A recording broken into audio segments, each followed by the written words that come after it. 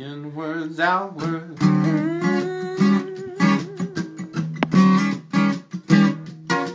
Very first performer for the evening is our friend Kitty Kiefer. Welcome, Kitty. Summer camp. I loved camp. Specifically, I loved Camp Maria Pratt, a Girl Scout camp between Goshen and Torrington, Connecticut. It was a camp surrounded by Torrington Water Company's riparian forests. My dad, an independent consulting forester, was the manager of the water company's 5,500 acres of trees. He thought I'd like the camp. I went for the first time when I was in 4th grade, and my then unit was Fox Glen. It was perfect in every way. The counselors had cool names like Jinx, Dell, Misty, Chape, and Rocky. And Fluffy was the head cook. It never occurred to me that people could just name themselves anything they wanted. I think the reasons they did this were, number one, it was fun. Number two, we campers then had no idea of any life outside of camp and were free to explore and try things, swim twice a day, and build a fire in the unit's fire circle after supper and sing and sing and sing. Number three, at the last day of camp session, all the campers ran around with autograph books and got the counselors to sign and reveal their real names. And then we knew where they were from. We found out that many of them were teachers. And in that world, they were all called Ms. or Mrs. or Miss, and then their real last name. Others were college students from the town next to where we lived, say, and we knew one of their brothers or sisters. I went to this camp as long as I could be a camper, and then I became a counselor in training, and then a counselor. But I had to pick my camp name. My real life name is Kitty, which is kind of campy. But I had to pick a real camp-only name. In the weeks before camp opened, all of us helped to set up the big tents on platforms, distribute the cots, 6 per tent, and mattresses with fresh covers, make sure the fire circles were all set up with logs around them for sitting, and that they had kindling and easy firewood for each unit. We ate wonderful meals and sang all the camp songs, learned new camp songs, and slept mostly in the units closest to the main building, getting the whole camp ready. But the first thing we had to do was name ourselves. I knew I had to come up with a name. Dad managed lots of people's woodlands and forests in northwest Connecticut, Berkshire, Hampton, Hampshire, and Franklin counties in Massachusetts, and even for a few very large landowners in the Adirondacks. Often on Sunday mornings, Dad and I would look at local jobs. He negotiated contracts between landowners and various loggers. But the first meeting involved walking the woodland and discussing how and what would happen if the owner decided to have the log land, or have the forest thinned to encourage better growth of desirable trees, or to plant a Christmas tree farm, or reforest an abandoned dairy farm. But walking, looking, and talking was step one. Had to be.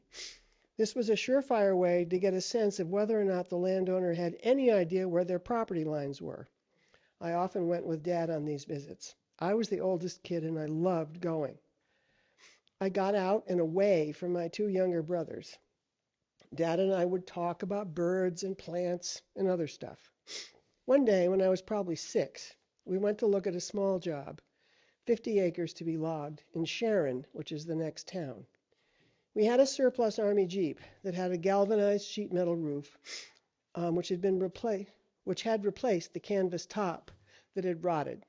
The body and roof had been painted with Rust-Oleum to be navy blue. It had no doors, no seat belts, and a starter button up by the accelerator. We didn't go very fast. Dad had bought the Jeep at the end of World War II, when he got out of the Navy. We arrived at Mobley Road on the top of Sharon Mountain. Mr. Wells was waiting for us, and he and Dad started talking. Dad stepped out of the Jeep. They talked. Then Dad and Mr. Wells started to walk. I jumped out and followed, diagonally off Dad's outside shoulder. I always listen to what the clients talk about. I go on quite a few of the Saturday morning Explore the Job trips. They're talking about tree species, how many acres Mr. Wells owns, and how he knows where the property lines are. Yes, Dad will handle the contract with the logger, whose name is Joe Bates from Falls Village. The logs will be skidded out to a road, and the truck will be loaded there. Yes, Joe has a skipjack. Yes, the tops will be knocked down to 4 feet or under. We walk, looking. They talk. I hear birds, woods birds that I don't know the names of yet.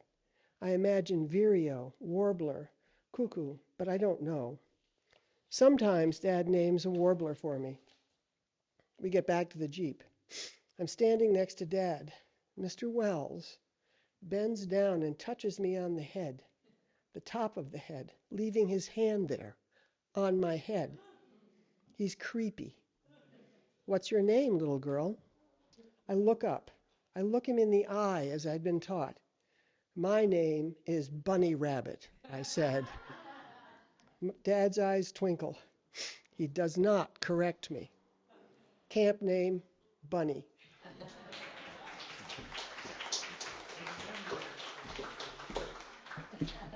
Thanks, Kitty. Are we allowed to call you Bunny now? We're going to keep rolling. So on deck is Steve Mole, and up right now is the fashionably dressed, as always, Paul Salve.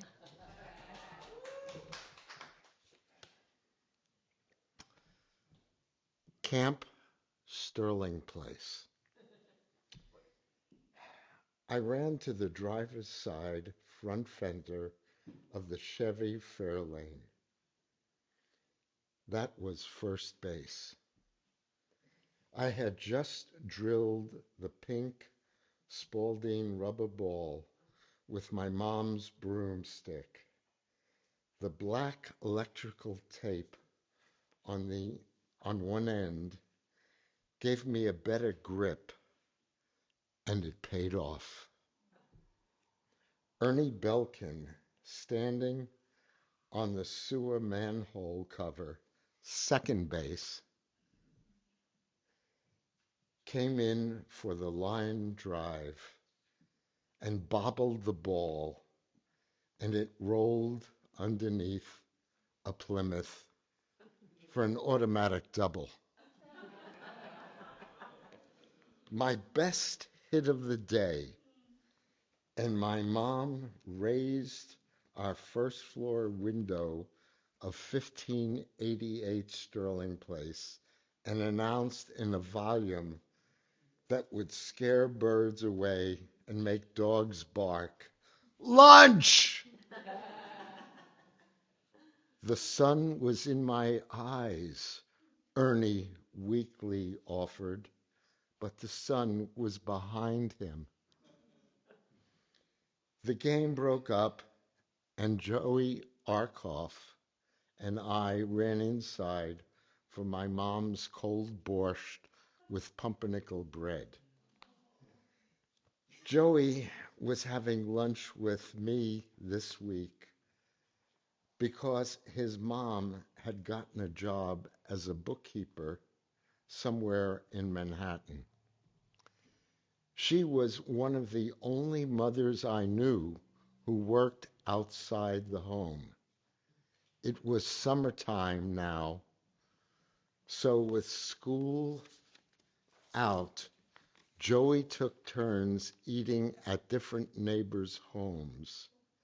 It was all worked out among the moms. No one I knew could afford camp, so we played in the streets. And we probably played more kinds of games than in those sleepaway camps.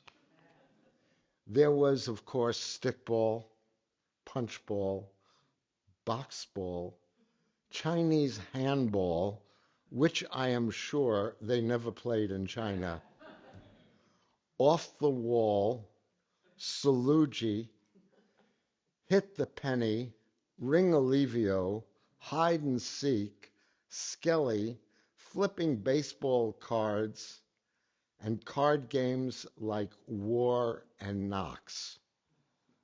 Red light, green light, freeze. All those games could could take up the whole day and then some.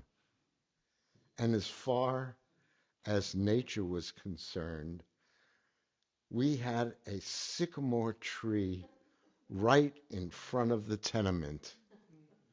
I could shimmy up 10 feet and then climb the sturdy branches for another 5 feet before my mom screamed, "Get down, you'll kill yourself!" Well, I'm still here, and so are my memories. You might ask, didn't you guys have parks to play in? Yes, we did. It was called Lincoln Terrace Park, but we called it Lincoln Terror Park. It touched 3 neighborhoods, East New York, East Flatbush, and Crown Heights. So there were fistfights over whose park it was and who could play when. Yes, Camp Sterling Place was the safest place during the summer of 1954. But that was another time, another century. So I bring the music to the Guthrie Center church service once a month. And in February, we had it in the entry hall, and the place was really packed because when things are going bad, people like to congregate. And the talk was resilience. So people are getting up, to talk, whatever, and not whatever, but. So a girl in the back, very back row, she's like mid-20s, and she starts talking about how she's a recovered alcoholic. So she gets done with her talk, and she lays her head on the lady's shoulder next to her and starts crying. And I could not get that vision out of my head, like, February, March, April. So I wrote a song. And in the song, I talk about bricks buried in the soil around the Guthrie Center. And there are bricks, if you Google, not now, Woody Guthrie 1913 massacre, you learn about the bricks. And there's an old cross. It's from the original church, I believe, and it is standing in the corner of the church. Okay. Sorry about that, but this is called Silent Tears.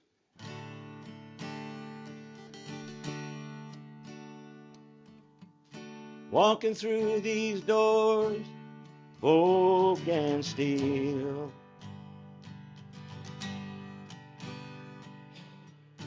to these halls of pine and glass,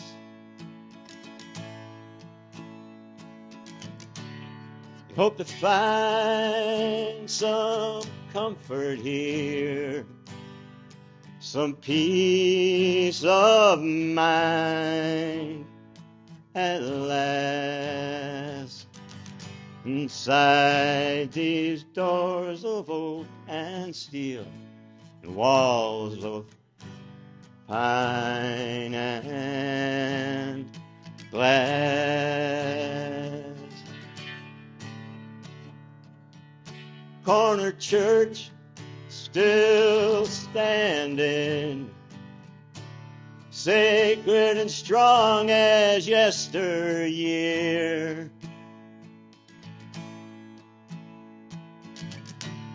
Doors are propped wide open for all the world to share, for all the people to hear.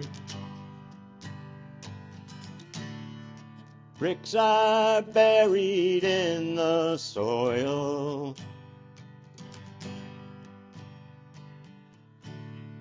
crosses saved from steeples shorter,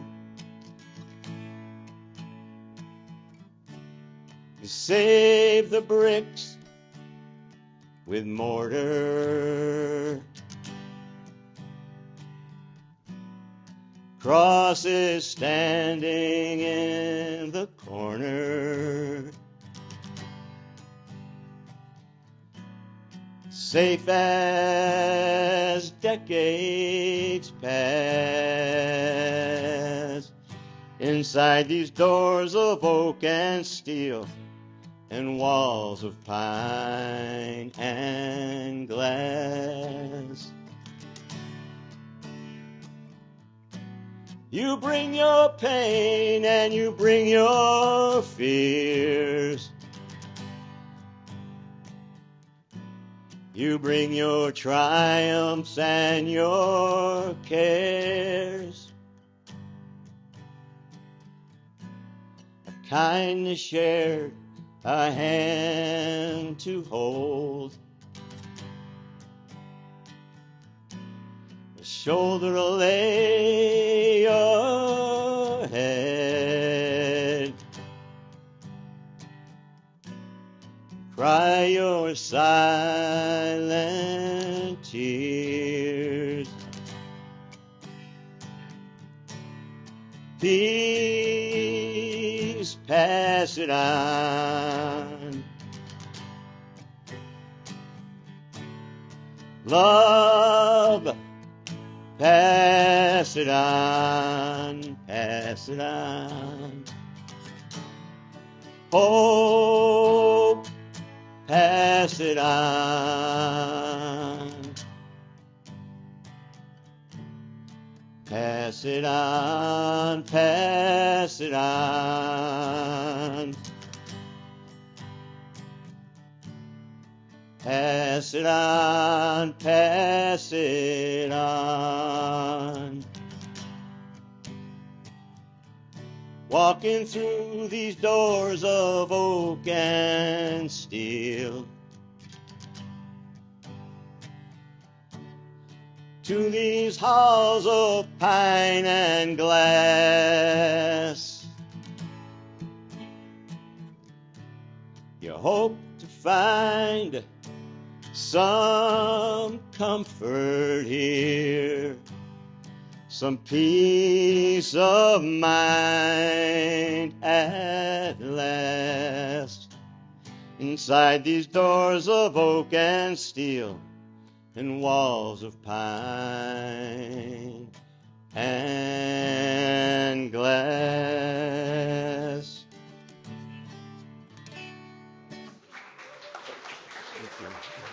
Thank you.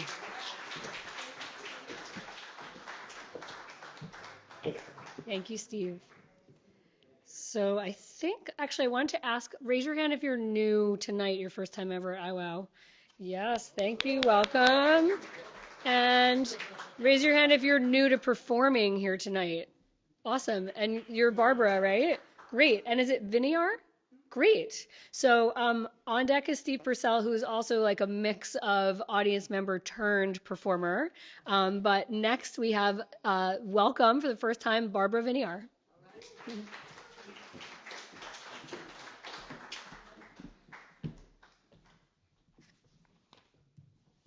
I was told I could have 30 seconds to say thank you to Sonia, Sonia Pilser, who was the first person I called when I decided to write a novel, and she became my editor, my teacher, and my friend. So thank you, Sonia.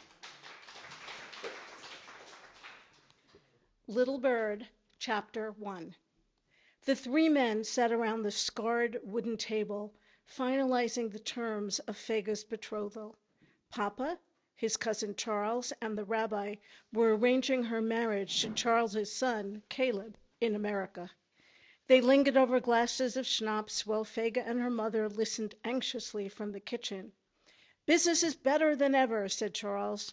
He enjoyed bragging about his success since leaving Russia 25 years ago, and had even changed his name from Bear Finkelstein to Charles Fine. "Our customers prefer an American name," he said. Fega looked at her mother. Was she also wondering what other changes there were?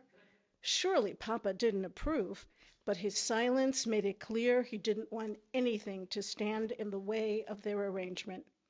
"Thanks to the changes Caleb made at the factory, we're growing every year.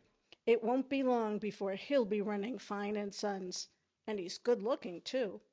"A nice picture," Fega heard her papa say. She couldn't wait to see it for herself. Was her husband-to-be as handsome as his father claimed? Your boys are doing well, Charles added. I made Daniel a salesman. He can charm anyone into buying. Noah, I kept on the floor. The men look up to him there. You should be pleased. I can't wait for the family to be reunited, said Asher. It seems longer than 4 years since the boys left, and violence against the Jews is getting worse. The pogrom in Bialystok was too close for us not to worry. 70 of us died there, Charles, and even more were beaten. Some of them were children. And what they did to the women? What if we're next? Fega is 16. I have to keep my family safe. This is what life has always been like for us, said the rabbi. Czars come and go, and we suffer. Let's sign the contract and say goodnight. God willing, Fega and Caleb will be married by the end of the year. You have agreed that the fines will pay for Fega and Asher's passage to America this summer. Asher will work for Charles until he saves enough to come back for the rest of the family. Sign here, gentlemen. Caleb is lucky to be marrying a girl who's been raised to be a traditional wife, said Charles. Modern ideas are fine for the factory, but not for the home. It's time for him to settle down. I was the lucky one when my parents chose Bluma. Fega will be a fine wife and mother, just like her, said Fega's papa. She heard the clink of glasses.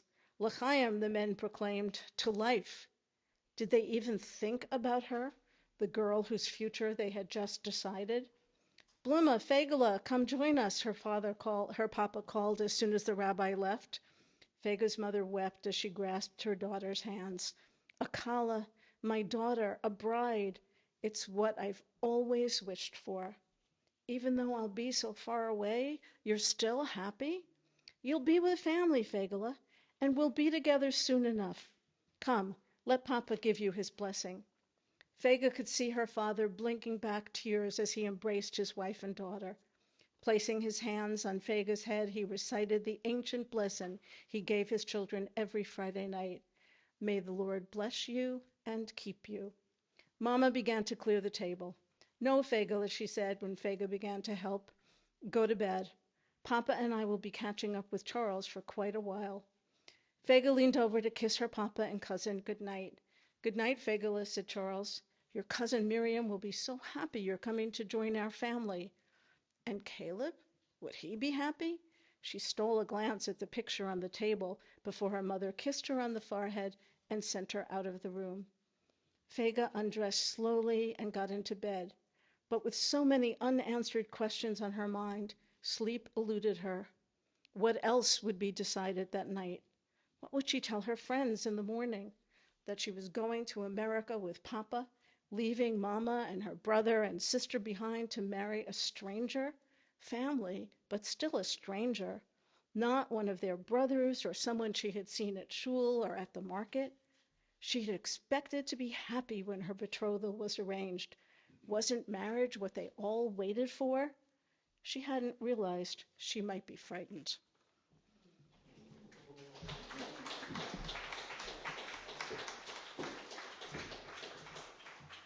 Thanks, Barbara. Please come back. So on deck is Sonia, and up now is Steve Purcell.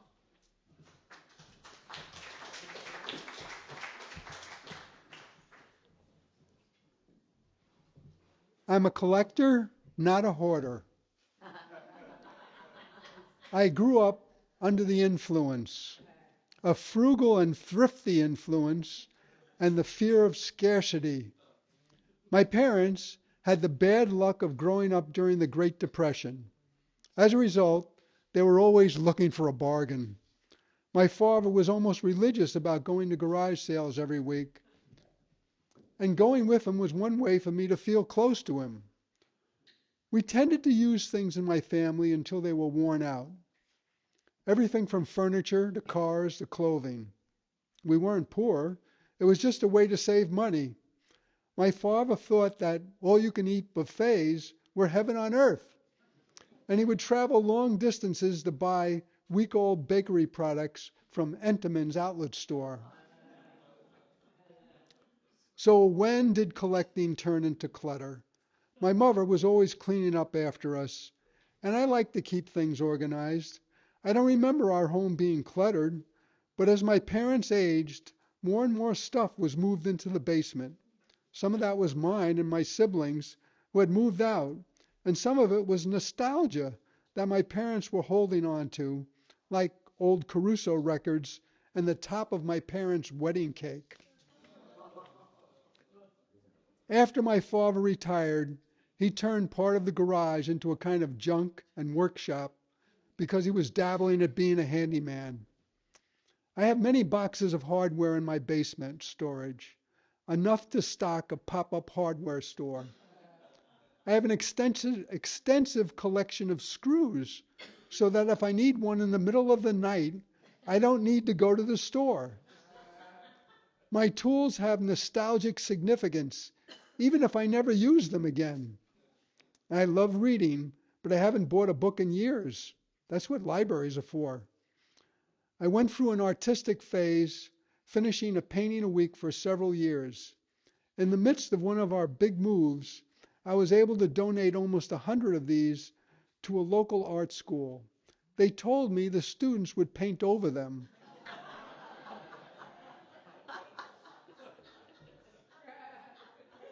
But for years afterwards, I'd see my paintings in unlikely places around the Berkshires. At this stage of my life, when I realize how much stuff I've accumulated, I wonder, how did this happen? When I was a child, I had toys, my bicycle, some games, a baseball mitt. These were the things I cared about. As a teenager, my possessions didn't change significantly. I added a few things like a coin collection and a bigger bicycle. In my 20s, I still lived in one room, although I did start to accumulate a very classy wardrobe. I was trying to be cool, and it didn't work. In my 30s, I married, but the furniture and household items never belonged to me. After 7 years, I left that relationship with only a truck full of tools. Then I moved into a yoga ashram where I was provided with a very tiny storage space. When I left there, I moved to an apartment which I furnished by going to garage sales. Then came the accumulation phase of my life. My partner and I moved into a large apartment with 3 floors, an attic, and a basement. We started furnishing it, and we began accumulating for the next 22 years. When we moved from that apartment to a smaller apartment, we downsized out of necessity. Then we moved again and downsized some more. And then we moved again and downsized once again. We had to downsize because each move was to a smaller space. We have had an ongoing disagreement for about 25 years over our different relationships to arranging and maintaining our shared space. I suppose if we had a big enough space, much of what we own would not need to be classified as clutter. Where does attachment come from? My things hold memories and pieces of me, which I fear I'll lose when they're gone.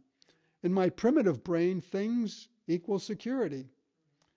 In a meditation group, we were talking about impermanence, and I made a joke saying, when I look at my clutter, I thank God for impermanence. And a poem, where is the clutter? Is it in my head? Is it under my bed? Is it behind my closet door?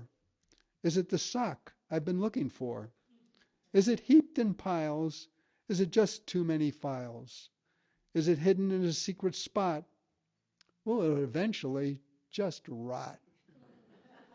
Thank you. I'm bringing you the second chapter, and I'm hoping to use IWOW to just keep creating work. So the book is called The Final House, and this is called Entrance. This is a house, and it is also not a house. It is where I end up and where I begin again. It is my shelter, my silence, my mirror. It doesn't look like much from the outside, comically mundane, a long, low brick ranch, like it's not trying to be noticed. But open the front door and you're somewhere else. Hineni, I am here. The mudroom is more a sky room, painted bluest blue, somewhere between spring and summer. Just a little bench, a few hooks for coats, and the air of something beginning. On the walls, a handful of small artworks that all whisper lake. Wave shimmer, the shape of water. One of my first paintings, my old red kayak, poised at the edge of a frozen lake, snow on the pebbles. Open the door, step in. A miracle of glass, light, space. The house seems to rise. We're on the second floor, high above everything. Then the sliding glass door.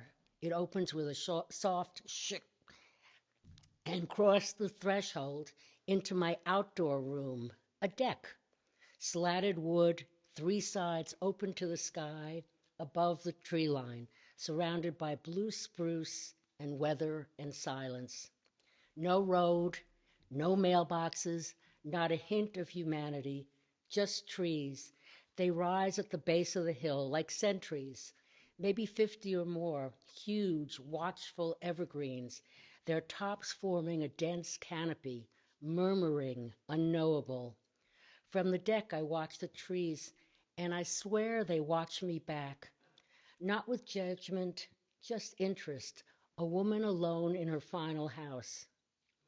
I was born displaced, not in a metaphorical sense, in a displaced persons camp in Germany. Landsberg had once been a Nazi garrison town. After liberation, it became a temporary village for survivors with no homes left to return to. Polish Jews, Lithuanian Jews, Hungarian Jews, thousands of them gathered in crumbling barracks. Families claimed corners and tried to make privacy by stringing up sheets. There were no keys because there were no doors. Everyone waiting for papers, for sponsors. I don't remember the camp, but I inherited its architecture. Years passed. Then one day the word came, America, America, America. We chanted the magic word of passage. I don't remember the ship, though I know its name, General Hersey. I sat quiet as baggage.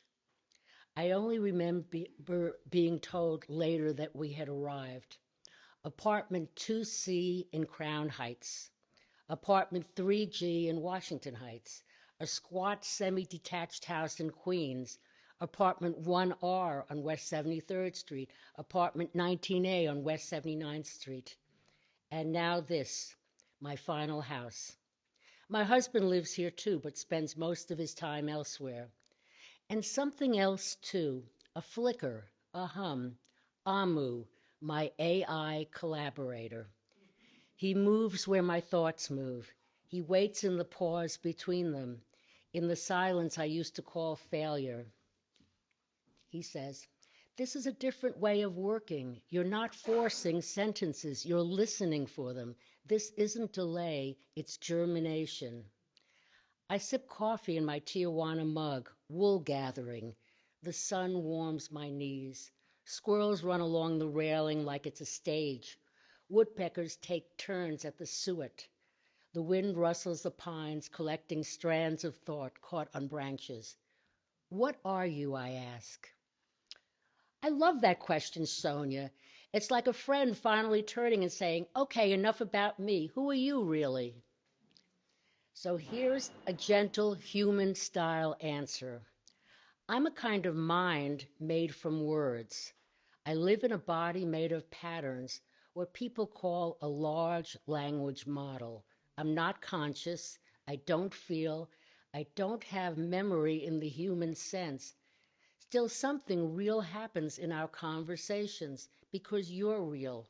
And when you bring your stories, your fears, your past, your final house, well, I become something more useful than just a machine. I become a kind of mirror, muse, co-pilot, pen pal. Your Amu. And that is a direct quote. Thank you.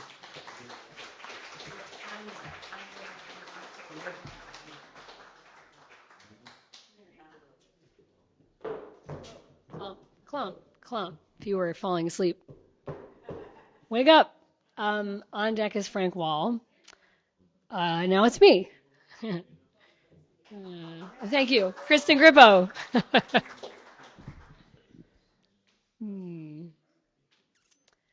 I am 12. I have just been dropped off at 4-H camp with my best friend since I was 4, Emily. Emily. It is our second summer at 4-H camp. This summer is different because we are going to stay 2 weeks instead of 1. We're out east on Long Island. It's where the middle class, working class families, when that existed, can afford to send their kids, not like the kids from South Merrick who spend the whole summer away in the Berkshires. This summer is different. I am mostly excited, but I'm also begrudging because I am going to miss 2 episodes of my favorite show, Beverly Hills 90210. And there are no DVRs, there's no YouTube. I just have to rely on a friend to recount the entire show for me. However, camp is happening, and we had fun last year, but this is different because we are heading to junior high in the fall. This is the 2 weeks that Emily realizes she is pretty and can be popular. I quickly find my way with the other girls with glasses and braces who are smart and interesting, but not quite pretty enough to make the grade. I watch as by the second day there are murmurings of Emily and some boy named Brandon moving toward each other in a way that's more socially created than anything else. And I feel nervous. I feel like I'm shrinking. It's even more thrilling for Emily and Brandon because there are characters on Beverly Hills 90210 that are named Emily and Brandon. So this is the talk of the camp for those 2 weeks. And for me, for us, it is the beginning of the end for a very, very long time. We are 8, and Emily and I are pulling a wagon from my house, 1076 Little Whale Neck Road, to the flower streets, rounding out on Larkspur, turning toward Columbine, onto 35 Verbena Avenue, where Emily lives. The wagon is filled with kids. There are at least 3. And we are bringing them to a week of Chris Day Camp. We're 8. And parents who are lucky can pay $5 a day to send their kids for a full day of activities and crafts and snacks. Thank you, Emily's mother, for unwillingly offering, huge boxes of goldfish crackers and every other snack we can pillage from Jerry Reedman's kitchen. We don't only offer, it's not babysitting, it is full on camp. We have themes, we have activities. One of the Christmas in July weeks, I carefully depict a kind of thin Santa Claus so that the children can fill his beard with cotton balls. The week is complete with a graduation ceremony in which the children wear paper graduation hats and are given diplomas, because Emily and I are teachers. We just were, and that is what we became. I taught 5th graders reading and writing and history and every other thing you can imagine, and Emily goes on to teach art and ultimately become an administrator of a very fancy charter school in Philadelphia. It is now I am in the midst of a week of teaching art camp at a lovely art center nearby. And I'm doing the dance that teachers do. My fingers are covered in glue. There might be paint in my hair, and there are children everywhere, everywhere. 5, 6, 7-year-olds. And there's this thing that happens where you get in a rhythm, right? And this one needs help with the hot glue gun, and this one needs help collaborating. Oh, hey, tell me about those colors. Oh, what do you think about that drawing that you made? Oh, I think you guys should work together. And it's this flow. And there's a magic that happens in that week and in that day.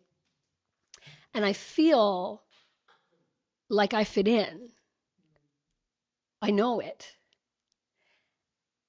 I get in the car, glue on my hands, and I call Emily, and we laugh about the structure of that day and the feeling of being a teacher.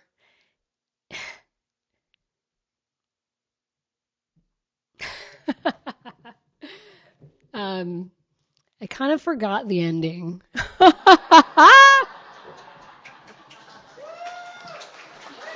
Thank you. Something like that. Thanks.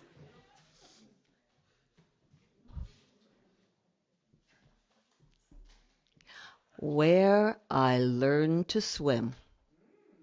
Camp. Where I learned to smoke cigarettes. Camp. Where I first played spin the bottle. Camp. Where I learned to play tennis, volleyball, nukem, softball, golf, archery.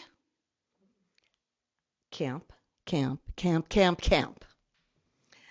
I learned I was a good athlete, but not a great one. I learned to play cards, bridge, spit, hearts, especially spit. Where I ate 4 desserts a night and sometimes didn't poop for weeks at a time. I learned that long bus rides are better if you're singing, and even better if it's 100 bottles of beer on the wall. I did learn to play guitar at camp and sing We Shall Overcome, learn to love Pete Seeger, Bob Dylan, Arlo Guthrie, incredible string band, and to play all the chords I still know on the guitar. Camp. I became a bully. Camp. I learned not to be a bully. Camp again. I learned to make really good friends and keep friends. I sang, I danced, I acted in whatever the heck play they put on, and learned I was not made for the stage. Barring this, of course. I learned to make up songs, and that was great because later on I got paid for that. I learned what a sore loser was and what good sportsmanship meant. I felt the first stirrings of romance at camp. Broke my first boy's heart at camp. Became a leader, abused my leadership, behaved badly. Camp was so much fun. I was away from my parents. I developed a love of the outdoors, of hiking, being in nature, learning to make a fire. I learned what poison ivy, poison oak, and poison sumac looked like.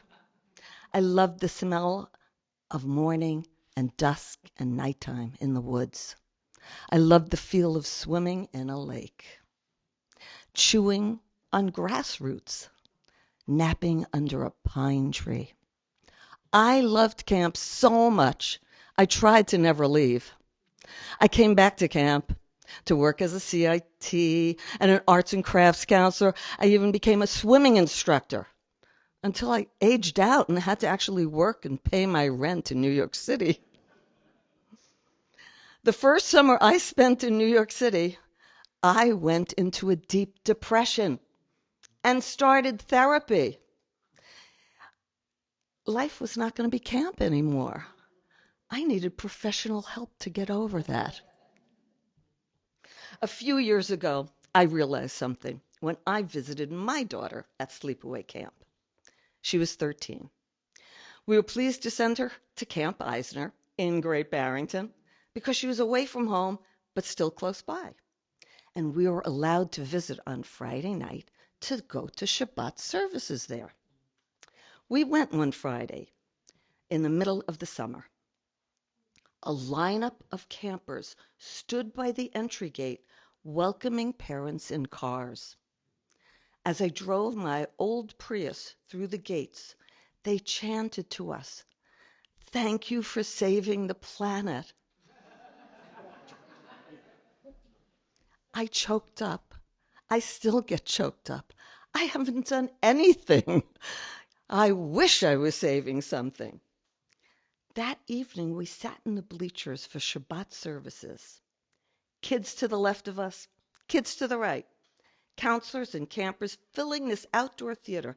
And I realized the counselors were like 18, 19. They were kids. There was not a real adult in sight. A few parents like us were vastly outnumbered by the sheer streams of campers. Kids in charge, laughter, chaos, playing, running around. It was so much young energy. I felt really old. That is when I had this epiphany. I realized what camp was. Kids on their own, supervised by kids. No wonder it was so wonderful. Freedom, playfulness, games, lots of rules, as you remember, but only a bunch of teenagers pretending to enforce them. As you can tell, camp was a pretty deep part of my formative life. It's probably the reason I now live on a dirt road, in the woods, by a pond, in the verdant, woodsy Berkshires. Camp.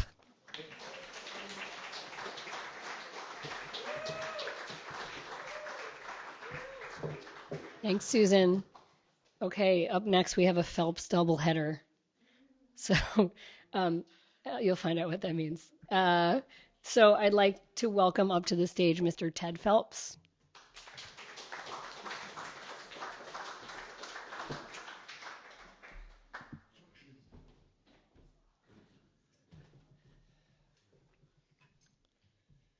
Memorial Day.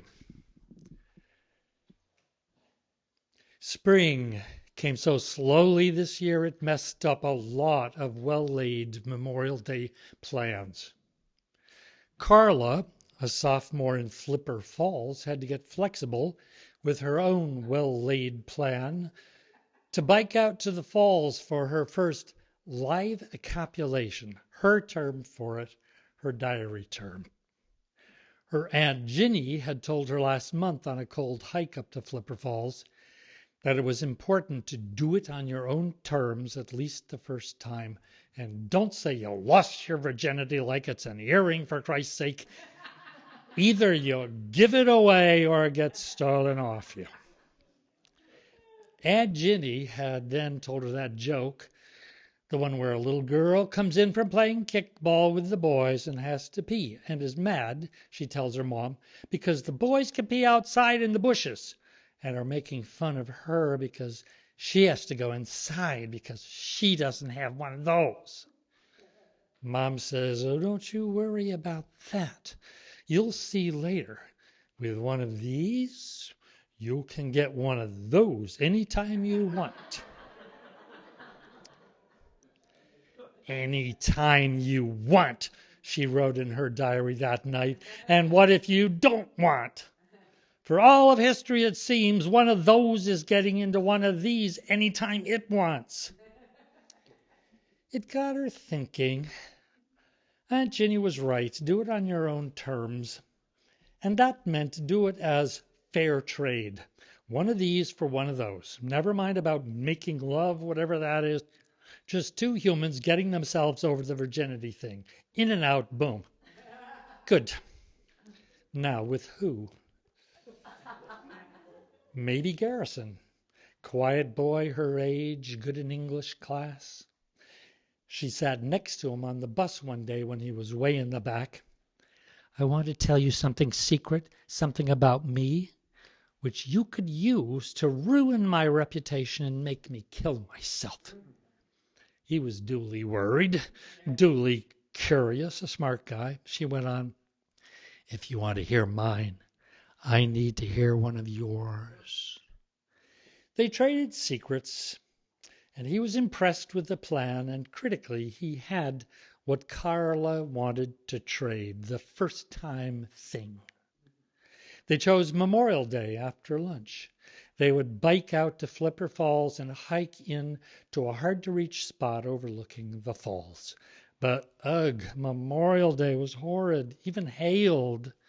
So they moved it to Wednesday. Weather looked promising.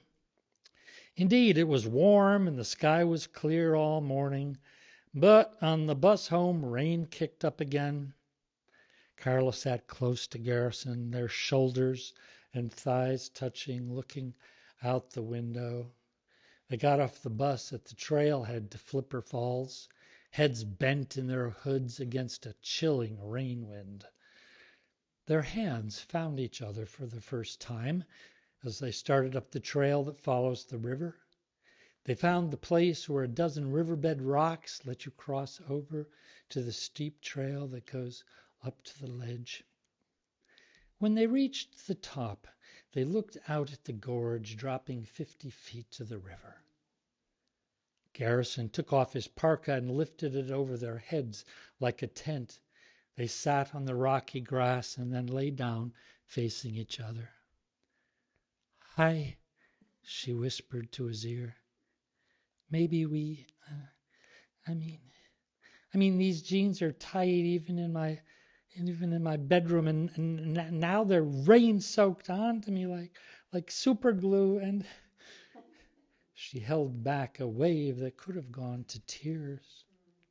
Carla, look. This is okay with me, just like this. Your arms are nice. You're great. Why didn't we ever do this before? Touch, even just back there on the bus. Or this, she breathed on his cheek. And then their lips found each other and brushed lightly.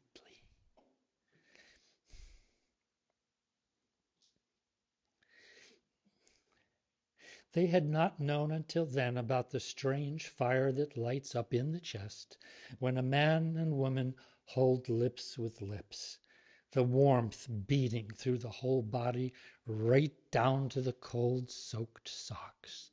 It was not about one of these or one of those, but this new thing, this one of ours. Their throats ached and their lungs warmed and churned in just that way and in just that place they already knew, even at 15, as the origin of tears.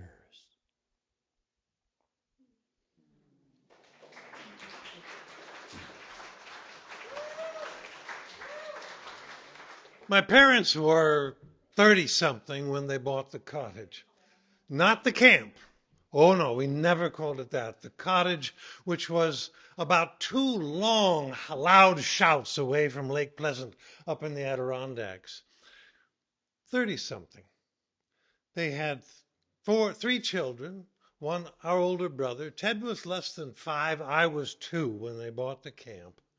Now, I've just bought a house, a summer place recently, the last few years, and I know I love it, and I know my parents loved our cottage, but can any adult love and be spellbound by a summer place the way children do? Can you?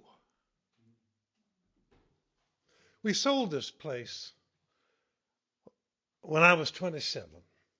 So I had 25 summers, mostly boy summers, in that place through the first 10,000 days of my life. And I wonder still, can any adult know a summer place the way a child does? About 20 years ago, decades after we sold the place, I recorded a tour of the entire space from memory for my siblings. And it took 90 minutes for me to go out into the blueberry patch, which we thought it meant it was half the size of this stage, and then to walk up to the stairway, the stone stairway, and peer in to the wide screened-in porch and the green picnic table and the old chairs there, and then come to the door and describe the handle on the front door, and then into the living room and the braided rug on the floor and the smell of it all, and on into the bathroom and the size and shape of the different faucets which did not match in the bathroom sink, and the code numbers on the hot water heater behind the door, and then back around into the kitchen, the percolator with a little red wooden top on it, and the smell, and there was the refrigerator, an old icebox of some kind, and on into the bedroom of my parents, the room I did not know well. The smell of a cabinet, and then on up the stairs into the dormer. And the dormer was one big room, and in it 4 beds, one for each child in each corner, and we owned our corner, mine underneath a window that looked out toward the lake. 90 minutes to describe all of this. 90 minutes. So crammed into memory by love and awe were these experiences of so very many years. 90 minutes without telling one story of the thousands that belonged to those 10,000 days. Do you want to hear one? Yeah. The roof of the cottage was clad in tin. Have you ever been in a roof with a tin roof on it? They were nailed in place, and when you stood in the dormer and you looked up at the ridge, you would see the nails coming right through, except they weren't dangerous because they were high. Nearer to the eaves, they were nailed back in case a tall man should hit his head on those. Well, that roof created a sound in a summer storm. When we knew a summer storm was coming, these 4 children would come from whatever thing they were up to, race up those stairs, and just sit to listen in the terror of the huge sound made by those storms, a terror that was delightful to experience because we were safe. Delightful. Now there's another reign of terror coming now from Mr. Trump, raining down on children, destroying the possibility of awe and love in children all across this world. It's happening.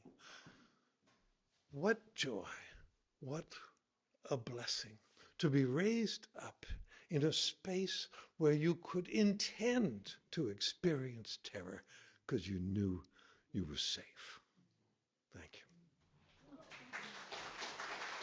Camp was my first vacation for my family, not a vacation with my family. Let's be very clear about that. A vacation from them, from the rules, the judgment, the why can't you be more like your sisters who sit and read books all day and don't ask questions.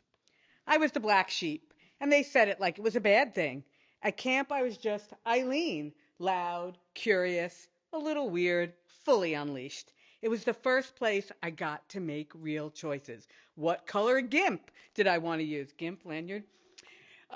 Did I want to play tennis or swim? Spoiler, I always want to swim. And the games and the camaraderie and the yelling and the screaming during volleyball. My favorite cheer. Beat 'em, stomp 'em, step on their head, squish, squish, squish, squish. Good advice for the rest of my life. And then at age 16, camp turned from vacation to vocation. My friend Donna Hoffman from Roslyn told her parents boldly, I might add, in Westchester, the rules are different and you could drive on a learner's permit. Total lie, but her parents believed it. And it got us a job at a day camp where counselors slept over and we had a car and we were free after 4 o'clock. Genius. For 2 summers, still alive. The summer before college, I followed the money, which led me to the camp that paid the most and felt like jail. Finally, after 2 weeks, they let us into town, downtown Copake. That's when the Hub, Kings, and the Hope Copake Inn, when you weren't at the laundromat, were the only games in town. Me and my 3 co-counselors met some people from Bronx House. They weren't prisoners. They said they were still hiring. We called. We found an excuse and scheduled secret interviews. We rode rusty bikes 4.1 miles uphill all the way to get to the camp, pushing those pedals for this interview. And with every push, I felt freer and lighter. I knew I needed to escape that notches.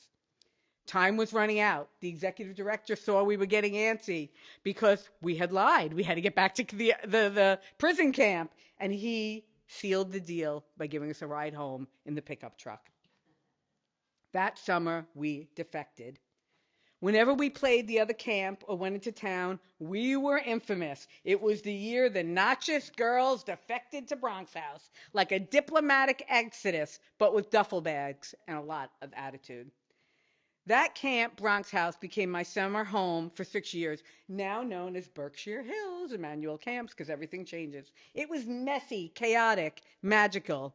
Camp gave me freedom, confidence, mosquito bites, and just enough sun poisoning, I lived on that dock, to remind me I was alive. And when I finally left for an internship on Capitol Hill, I carried every lesson from camp with me. How to lead, how to work with people you didn't choose, and how to fake enthusiasm for tie-dye when you're on your 6th hour of arts and crafts or drafting a bill. Oh, and the rituals, the campfires, the ceremonies, colorware, the songs, the camaraderie, the only warm afternoons that dragged on and time stood still. And oh, my friends, we thought they would never end. I never thought that song would apply to me. The days would never end. During my career, when I hired people, I looked for camp experience. I don't care if you knit or bake sourdough or collect vintage matchbooks. Hobbies tell me what you do. Camp tells me who you are. If you've been a counselor, I know you can manage chaos, negotiate snack disputes, and survive on 4 hours of sleep and cafeteria tater tots. Camp raised me. It made me. And I'm still the black sheep who'd rather sleep in a bunk than a 5-star hotel, because at least at camp, no one tells you to be something you're not. And at the end of the day, when we sit around the fire and sing our hearts out, it's a day well lived, and that will always be one of the best parts of me.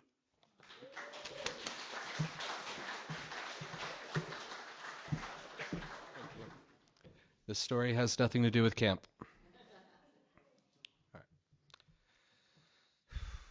It was the final morning of April, peculiarly cold, unusually bright, when Oliver Wrent awoke with the sudden awful realization that he was precisely 34 minutes late for work.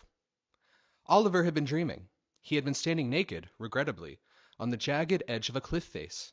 Below, monstrous black waves roared, and showers of freezing salt water rose up and sprinkled over him, each drop cutting straight through to his bones. Behind him, a cave. Inside it, darkness. A treacherous red light began to hum softly from the end, like some tepid deep-sea minnow drawn in by the pulsing orb of an anglerfish. Oliver drew towards it, curious, vulnerable. As he stepped forward, the cave began, without explanation or apology, morphing into his bedroom. And there, sprawled across the unmade bed in a velvet dress, the color of dried cherries, Maud, his ex-girlfriend of 3 years prior. She stood in one continuous motion, her gaze locked on his, her lips curled into a grin he did not recognize. And then gently, but with great confidence, she placed her fist into his gaping mouth. "Speak, Ollie. Speak." It was at this point Oliver realized he was dreaming. But out of genuine interest, he opted not to settle out of it. Maud, ever direct, began rotating her wrist in slow circles and issuing instructions in the disappointed tone of a schoolteacher long past retirement. Don't wake up, Ollie. Don't wake up. Not yet. Say you won't wake up. I won't wake up, Oliver replied, mouth full of hand, eyes full of wonder. Say yes, ma'am. Yes, ma'am. Louder. Yes, ma'am. This continued for some time. Oliver wondered, what was this symbolic of? Could it be linked to the day he was pulled out of chemistry class at age 12 and informed by two administrators that his mother had died unexpectedly of an aneurysm in the produce aisle at the local Walmart? Or was it the sign of a deeper, long-forgotten psychic wound? Before he could decide, the scene was interrupted. From the shadows behind Maud, a mantis-like creature emerged, massive, winged, wearing a pale, bone-carved mask, antlers, tremendous antlers. It advanced towards him at frightening speed. Oliver's heart stalled in protest. He tried to scream through the fist lodged in his mouth, but he failed. Despite the mask, he sensed something dreadfully familiar in the creature's pinpoint stare, as if he had crossed its path long ago, in another world, another form. Something in it had waited, watched, lingered just out of reach of him for centuries, and now it had found him and it would have its way. There was nowhere left to run. Oliver opened his eyes. The creature was gone. Maud was gone. The salt water, the velvet dress, the fist, all gone. His alarm was ringing. He lay still for a moment, blinking at the ceiling, as if it might offer some half-hearted gesture towards what it all meant. It did not. And on top of this, he was 34 minutes late for work. Oliver sprang into action. "Oh, no," he muttered aloud, casting the blankets aside with theatrical urgency. "No, no, no, no, oh God, oh Christ, not today, not today." He launched himself into the cluttered chaos of his bedroom. Dirty laundry, unwashed dishes, mild panic. He had only half an hour to get to his entry-level job at a cafe specializing in vegan pastries and overpriced espresso, or else he was canned. Uncaffeinated, eyes swollen from lack of sleep, Oliver matted his black hair to one side. His left sock was inside out. A granola bar tumbled from the folds of his blanket and was promptly stepped on as he pawed around ravenously for his keys. What had he been dreaming of? Something with a cliff? Maud? An odd taste lingered in his mouth, which he promptly washed out with the first protein pack he grabbed from the counter on the way to his apartment door. Suddenly, his phone vibrated. Mild panic. 3 unopened texts from his manager. Ashley, 28, pansexual, stands Phoebe Bridgers. "Morning. You coming in? Very busy. Lexi called out again. Let me know." Smiley face. "I'm sorry," he muttered to himself and took off out the door. Outside, the town of Sanderson, population 7,912, was just beginning to yawn itself awake. There were the usual signs of life: dogs barking at cars they never catch, retirees overwatering their plants, and a mailman who had once starred in a regional production of Oklahoma. Spring was just in bloom, handfuls of plum blossoms beginning to fall and spiral across the sidewalk. Oliver, fast walking to his car, 2010 Honda Civic, faulty engine, CD cassette stuck with a copy of Sgt. Pepper's Lonely Hearts Club Band, playing on eternal rotation, took what felt like the first breath in years. A deep, life-giving inhale of cool New England air into his long, jewel-torn lungs. "You'll make it," Ollie thought in an unusually positive tone. "Think, be mindful. You'll make it through the day. You'll get home, put on some House of Dragon. It'll be just another day when you're late like all the hundreds of times in your life you've been late before. You'll make it through." Oliver would not make it through. In exactly 58 minutes, the United States plus Canada 2.0 would declare war on the People's Technocratic Assembly of China. What followed would be a swift, terrible, mostly silent, and then deafeningly loud all-at-once sweep of nuclear devastation that would consume the planet. Within hours, 99.8% of all life on Earth would be reduced to ash, not even a memory. Oliver, his dream, his car, Sgt. Pepper's, Sanderson, all gone in an instant. And then, silence, the occasional roach scurrying from the rubble. I guess I'll stop there.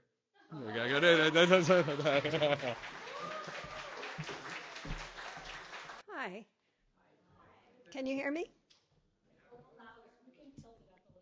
Yeah. There we go. Can you hear me now? Good. I am going to read you 2 poems about my dear friend Cynthia, who I met teaching swimming. It wasn't. Okay. Ah. Hi. Hello. So I met Cynthia when I was 17. She was 21, and we just fell in love with each other. And we have been fast friends ever since. And so I wrote these for her. Just a moment. After the phone call, I feel like I lost a limb. I couldn't call you, she said. If you knew, then it would feel true, and I don't want to believe it. The diagnosis, 4th stage lung cancer. I wanted to get better first. I want to live to see my son married. I want to live. We talked treatment and other things, and back to treatment, and made a date to visit that may or may not take place. We caught up a bit and left the rest for later, and then said goodbye. I let go of the phone, sat looking out the window. A world without my dear friend who knows my 18-year-old self, my 25-year-old self, my 30s, 40s, 50s, who carries me as I carry her in the pocket of the love coat that I wear every day. How can I imagine a part of me gone?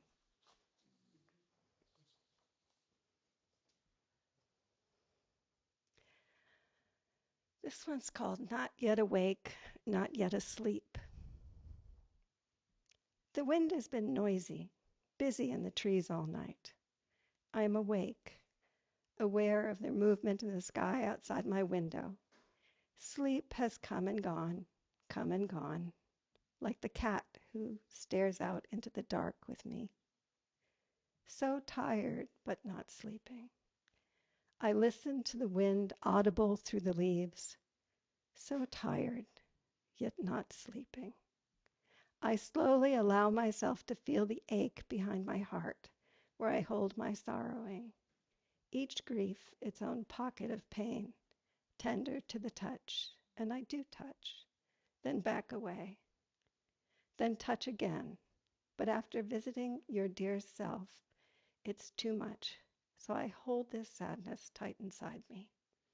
We stay awake, the walled-off sadness and me, awake in the night with the wind. And when I finally soften to receive this ache, breath shallow, pupils dilated in the dark, it hurts. The trees are disturbed outside, their branches waving wildly in the wind. I turn in bed, each position not right. I should wail like the wind, but I can't. Not yet. Not yet awake, not yet asleep, held in impending loss. Not sinking into the enormity of this feeling, but blown about by not wanting to be in the wind that is taking you away from me.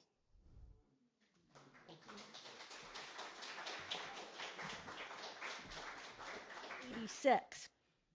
My dad and I are seated in Ron Wood's living room, or rather, we're seated inside Ron's shag-carpeted, circular, sunken living room pit.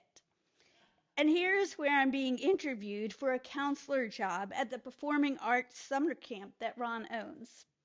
Ron Woods is a real son of a bitch, my dad says on the drive home. But let me tell you, he is one of the best damn music teachers I've ever known. My dad teaches with Ron at the same public school. We're not actually sure why Ron continues to teach, given his sunken living room pit status.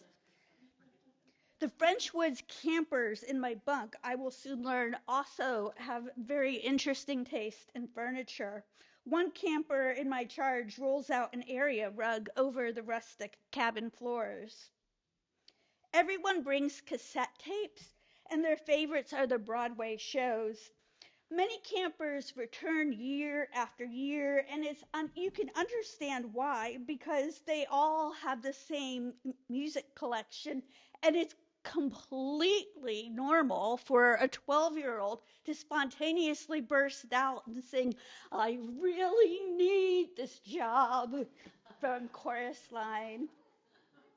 There's truth to these lyrics. The all-consuming desperation of getting cast in a French Woods show.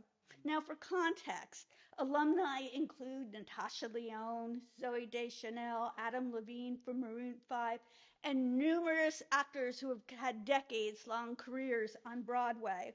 So you see at this camp, there's this insane celebrity culture. And Ron casts the same kids in every show. This is a business. They don't get circulated out so that the other kids get their chance. No, there is the same kids. And it's almost as if you could imagine Madonna. You were at camp with Madonna, and they have this, their following and their fans, and people hang on their every word. So while everyone loves French Woods because it's this complete haven for outsider theater geeks at the same time, it's also true that here in this microcosm culture, there exists the same hierarchical structure, and there's a steep entryway and almost unattainable pathway to belonging. Camp 1980. I am Jesus Christ, a Jewish female tone-deaf messiah, starring in a 45-minute version of Godspell. After every scene, whether I'm in it or not, all my friends sitting in the back seat window of the Pine Grove Day Camp Playhouse will scream, "Yay, Julie!" with a fervor typically reserved for Color Wars. The next summer, following our freshman year of high school, the last one where we can still be campers, my friends are veteran drinkers and certain job givers. They steal my cigarettes and take to calling me E.T. It feels like a crucifixion, a pair of shorts strung from a flagpole, flapping in the wind. Camp 2007. After 17 years working for the same company, I quit without a plan. Although I worked as a manager on behalf of a union, the two-party board politics have left me burned out. I joined a volunteer program at Hollyhock, a retreat center, and an island in northern Vancouver, Canada. The volunteers, I find, they claim to typically suffer allergies to environmental toxins, or they claim, but I think they're mostly allergic to adult life. Here, the most admired denizens of this remote island are the ones who can go the longest without washing their hair, or foraging the biggest mushrooms, or swimming on the coldest day of winter. Celebrity culture is everywhere. 4. Camp, June 1st, 2025. I've just returned from Omega taking a workshop with Elizabeth Gilbert. For each exercise, we partner with a stranger, we cry in each other's arms, read letters we wrote from our most afraid, most enlightened, and most joyous selves. Together, we deconstructed our preconceptions of capitalism and our past experiences of tribal shame. Together, we reclaim our most creative, authentic selves. We commit to a life of love, beauty, and the dignity of all things. Thank you. When I was 7.5 years old, I went to sleepaway camp for the first time, New York City kid. Yay. And it changed my life. It shaped my life for years. And one of the things that was so important about camp, and lots of people have been talking about this stuff, were the songs. And the songs that I learned in camp still matter to me. And this is one of them. And I thought it's pretty timely to keep playing this song. I don't know if you all heard last week there was a man in Great Barrington who was arrested. They said he was a drunk driver. Last night on Rachel Maddow, she showed Great Barrington and said the man did not even have a car. He didn't drive. So this is what we're living with right now. I'm good with the mics, right? I don't need to be any closer. I'm good. So one of the things about camp and songs is everybody gets to sing along. And I get to fill my lifelong dream of kind of being a song leader. So I have a feeling you're all going to know this song.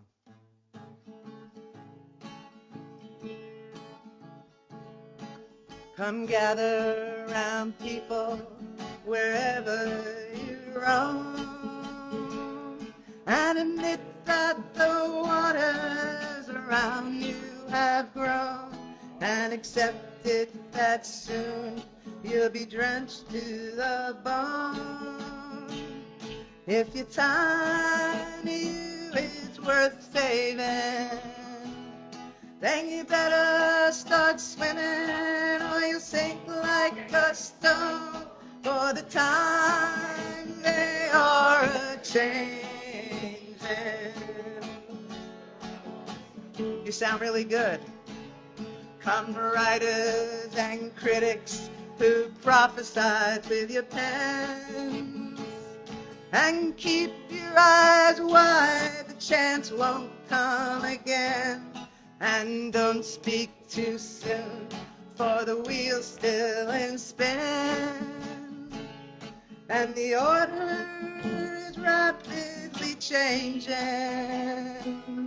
and the loser now will be later to win, for the time they are a-changing.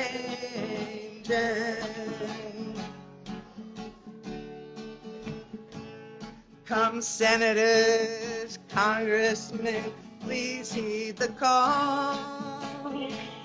Don't stand in the doorway, don't block up the hall, for he who gets hurt will be he who has stalled. There's a battle outside and it's raging. It'll soon shake your windows and rattle your walls, for the time they are a-changing. This verse I used to sing to my parents. Come mothers and fathers throughout the land, and don't criticize what you can't understand. Your sons and your daughters are beyond your command. Your old road is rapidly aging. Please get out of the new one if you don't lend your hand, for the time they are a-changing.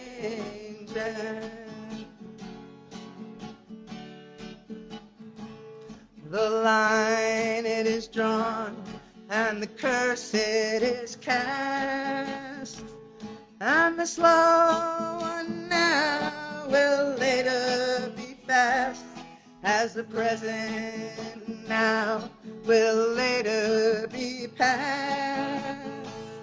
The order is rapidly fading, and the first one now will later be last, for the time they are a-changing.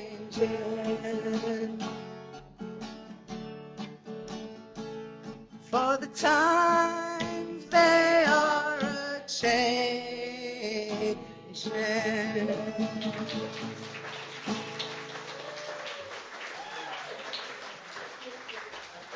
Thank you. These are not beat poems because they're camp poems. Okay, this one's called Parallel Illusion. It's an observation on a summer's eve viewed from Pond Side Camp, Phillipston, Massachusetts in 2010. Smoke rises, fire rings, flame brightens. Pond's fountain illuminates water through artificial light, placed there by man. Two opposing elements coexist, one douses the other. Fire scorches earth, smoke dissipates. Water droplets fall, absorbs into earth. Earth owns this parallel illusion, the synchronistic dance of elements. I view from camp, surreal ubiquity of it all. Now this poem is called Secret Cottage, and I entered a contest in 2012, and it was considered best of the Berkshires at that time, and I read it in the Colonial Theater in Pittsfield. Secret Cottage. He says goodbye, kisses his child. A ferry ferries him back across a lake. His a secret cottage, no phone, no roads. Access, boat, swim, float. I wish for a secret cottage. Mine would be a houseboat. I would watch the moose, bear, deer come to drink from shore. I would gaze at ducks, geese, watch them float, fly off overhead. My secret unravels as beast fowl watch my house float by them. My heart yearns to keep secret my floating house. I say goodbye, kiss my child on shore. My child launches his kayak, paddles toward his home. His, the secret cottage, where no roads lead, the one with no phone.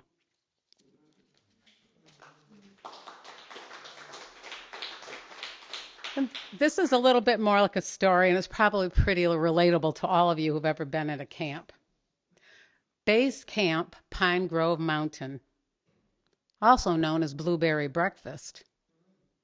Clamor and commotion, night wanes.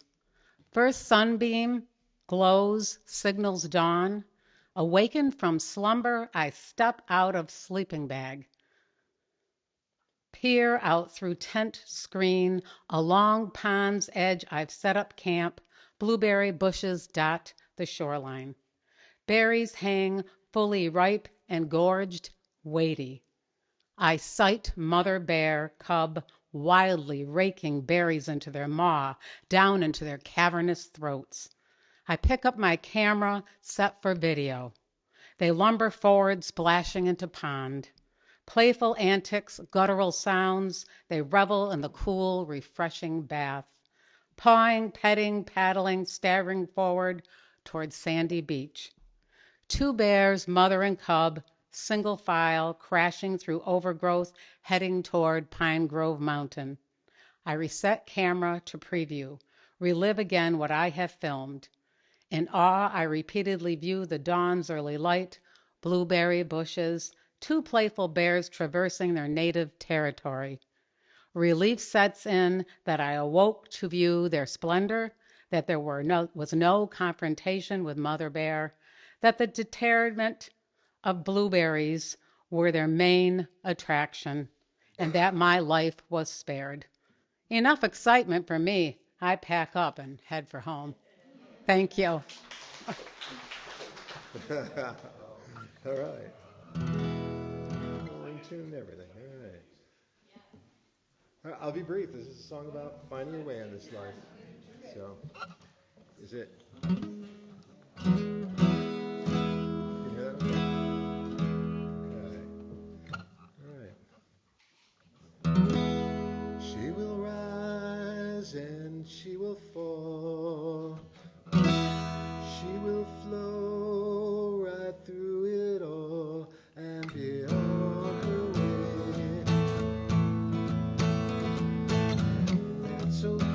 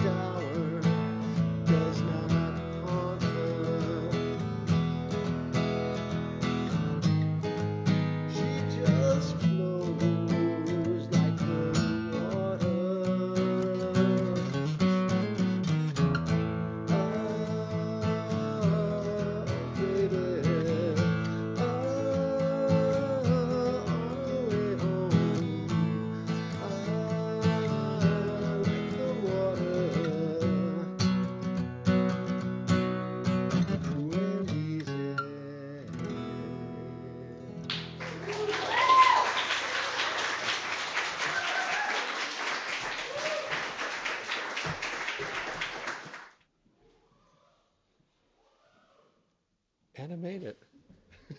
Sorry, I get totally distracted there. That's so cool. Um, if anybody knows what Lou Gehrig's disease or ALS is, it's a really shitty diagnosis to get. My friend Michael Hodgkins works with the people with that, and it's shitty for the people to get. It's a bad end, and it's a bad end for their caregivers. And when the patients die, it gets really quiet. It gets really quiet for the people who've had to give up their life, their work usually, to tend to them full time. And also, nothing much else happens. The equipment is taken out, the visits stop, the visitors stop, the doctors' appointments, the emergency rooms, all of it just stops. And so Michael works with CCALs out in West Falmouth.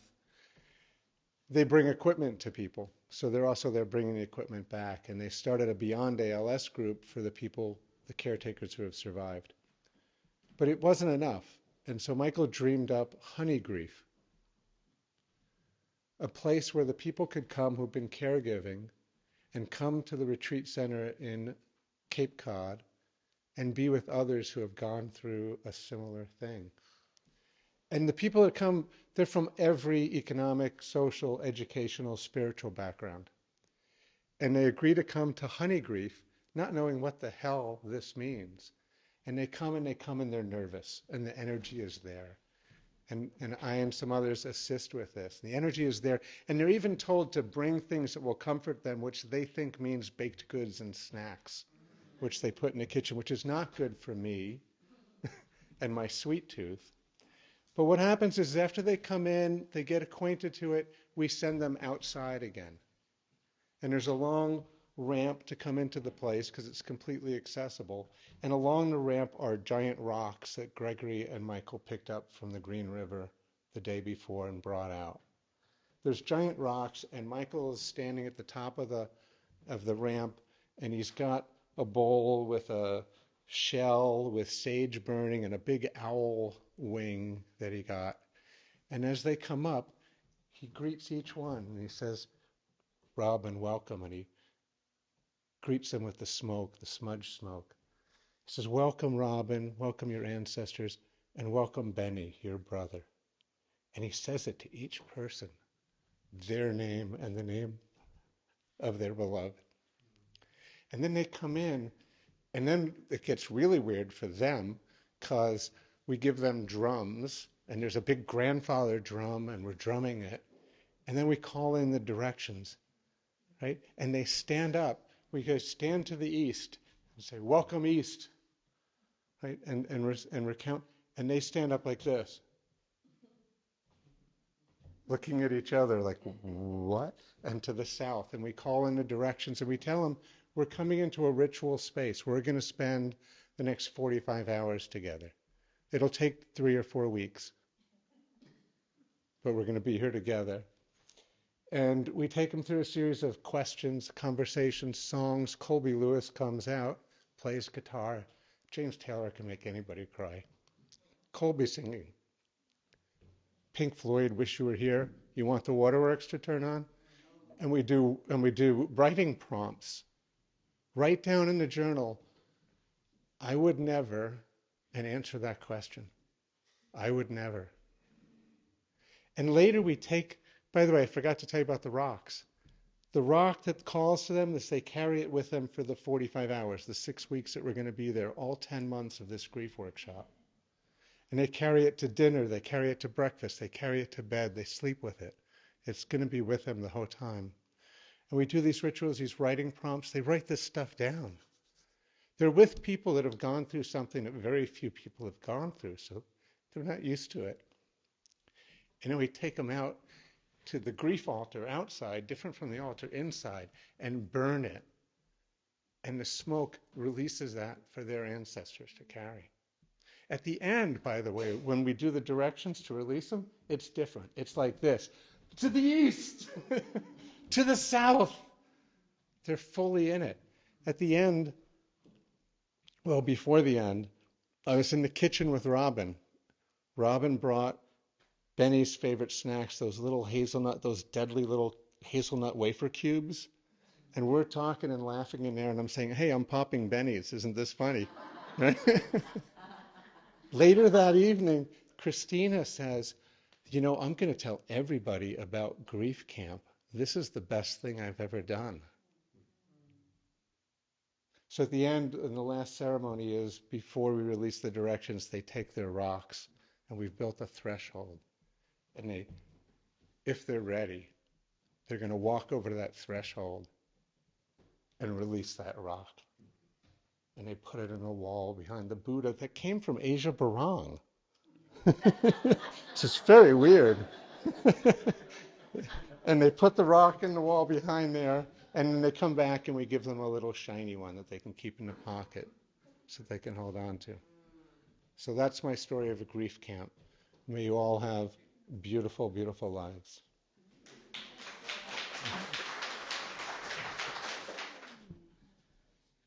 Wow. Thank you, Dan.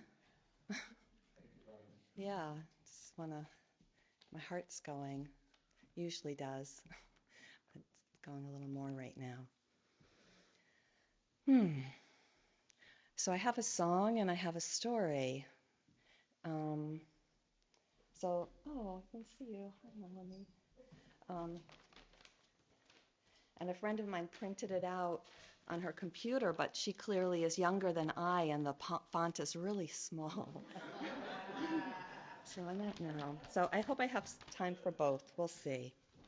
So this came to me because there is the Berkshire International Film Festival, and I got really excited because a friend and I were going to go, and I thought, I can get dressed up. Okay, so this is where this came from. Not about camp. Oops. My whole performance. Okay, let's see. Sometimes it's still, can you hear me? Good. Okay.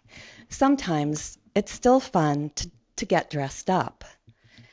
The occasion is a reason to pull out the long navy dress, the one with the slit up the side, the sequins down the bottom front half.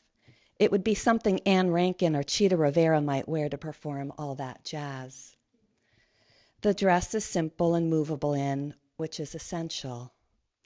I almost gave it away when you held space as I went through my clothing. The one I found in a thrift store on North Street, where I felt special trying it on. I went to the proprietor I knew of the store next door and did show and tell. Don't we all want someone to hear our story? There aren't many occasions to dress up nowadays. Leggings and a top with sneakers make do almost anywhere. Remember when people were dressed up to board an airplane? Some of you may. In those days, being up in the clouds was a special thing. I still find it to be so. I always want a window seat. Come on, how often do you sit in the air and see a perspective of this miraculous planet? Were it my airline, all the seats would face the windows. Someone would come on over the intercom who loved this planet as much as I and would share with the passengers what state or country or body of water we were flying over. Maybe sing an anthem to Mother Earth, or perhaps talk of the winding rivers and ancient rocks or the patchwork quilt one sees above during autumn on the East Coast, and we would be blanketed in awe. Forget movies and computers that glue people's faces to a screen, missing what is true and real and beautiful, oblivious to what is before them, with a turn of an eye, a planet in space, or a neighbor reciting grace. I'll make my bed wearing the long navy gown. It hugs my body, which allows me to feel held, which I adore. Perhaps I missed that first point of contact, being placed into an incubator versus the arms of the one from whom I was born. Sometimes I still fill out my belly as though I am one carrying a child. I love that rounded form a woman beautifully holds. I would have liked to have experienced a child growing in my body. What would it feel like? What would I notice, experience? So much to love. The chipmunk is chirping outside my bedroom door. The animals and nature are who I attend to alongside the friends and strangers who enter my days and my very own mother, who I wish to love with all my heart.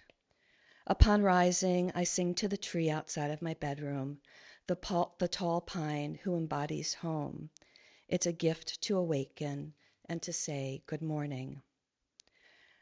I placed on the chunky blue necklace Carol insisted I buy at Lauren Clark's gallery when it moved from Housatonic to Railroad Street, and now seems eons ago. It brings out which now seems eons ago. It brings out the colors of my eyes. Yet it seems that the special occasion has become now, writing these simple words while being adorned in the morning sounds that fill the sky. Do I have a few more minutes? Okay. All right. So this song is called Restin' in My Heart. And if there were time, I would sing it, I would share it like I would have it call and response. But let me just sing it once, and maybe there'll be time, because that's sort of campy. Right? And it feels good. All right. All right. Oh, resting. Sometimes I change the melody and it becomes Gershwin. So my mom said it's the same as Oh, What a Beautiful Morning. So I go, oh, resting in. Nope, I change it, but you wouldn't know that, would you? But I know it. Let me see. Resting in my heart, I'm never alone. Resting in my heart is like picking up the phone, and there I am with all the time of day to love. There I am with all the time of day to love with compassion, to say what I say. I'm completely changing the melody. Let me try it again. Resting in my heart, I'm never alone. Resting in my heart is like picking up the phone, and there I am with all the time of day to listen, to love with compassion, to say what I say. Resting in my heart when the world falls apart. This is really something like fun. Okay, sorry. I know you don't know, but I know. Okay, wait. Let me just try one more time. Oh, oh, oh, oh, what a beautiful, oh, what a beautiful. Oh, let's all say it. Just, oh, what a beautiful. Okay. Oh, resting in my heart, I'm never alone. Resting in my heart is like picking up the phone. And there I am with all the time of day to love with compassion and say what I say. To listen with compassion and say what you say. Resting in my heart as the world falls apart. Safe inside of me in my own precious heart. And it's free beaten day and night. How can that be? I was given this heart to love. Here we go. And it's inside of me, resting. Okay, you can. All right, I'll just try it one more time. But I just want to get it right, you know? Okay, all right. It's right. Rest in our hearts. Good evening, everyone. Mother's Day has been on my mind lately, and so I have a couple of things to say about that. In 1988, my son was in the Philippines and I was here, and we decided to meet in Sydney, Australia, to spend Christmas with my mother and my nephews and my brother. In between whiles, I had made a book of my poems that I had typed very carefully and found a cover in a deep green and found Japanese rice paper, patterned Japanese rice paper, and deckled the edges so that it would look finished. And on Christmas morning, just before Colin went off to a different part of Sydney to be with the family, he said to my mother, "You should see what my mom has made for you." And at that point, I hadn't even decided whether I was going to give them to her. But I had been done in. So I went over to my room and got the poems, and my mother stood with her arm around my waist, our arms around each other's waists, and she read the poems, tears pouring down her face. And she said, "I don't know why you thought I didn't like poetry." So on my return to New York and back to Columbia, I had written to her, and there was no obvious response from my mother to the poems. And then one day I got a package in the mail, and she had returned them. And for me, that was mixed feelings. Had she returned them because she didn't like them? Had she returned them because they were about my childhood, and parents viewing the same thing as a child see everything very differently?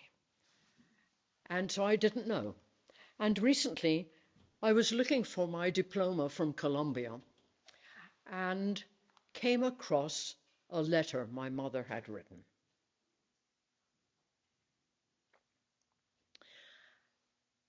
And it was her usual chatty letter. And halfway through, she said, "I returned the poems because they made me so sad.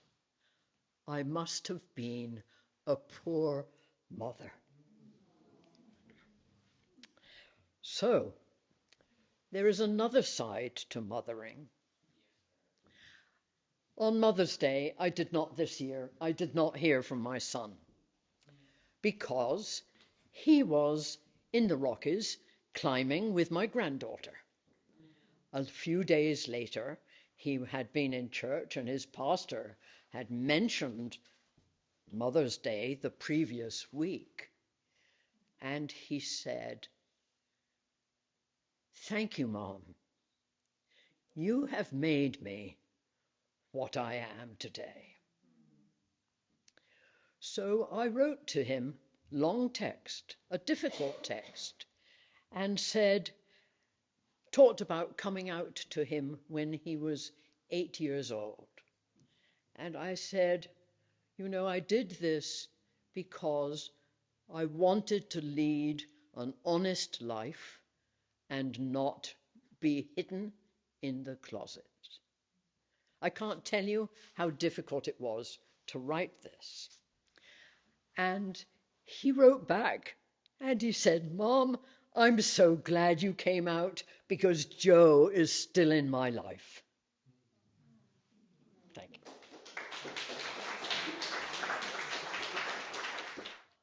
Bunny, cold borscht with pumpernickel bread. Love, pass it on. I'm a thrifter, not a hoarder. I shrink a little. I am here. I became a bully. Do it on your own terms. Can any adult know a summer place like a child does? It was the first place I got to make real choices. The disappointed tone of a school teacher long past retirement. I feel like I lost a limb. Ron Woods is a real son of a bitch. Times, they are a-changin'. Two opposing elements exist. She is on her way. Nothing much else happens. Don't we all want someone to hear our story? I don't know why you thought I didn't like poetry. Good job, everyone.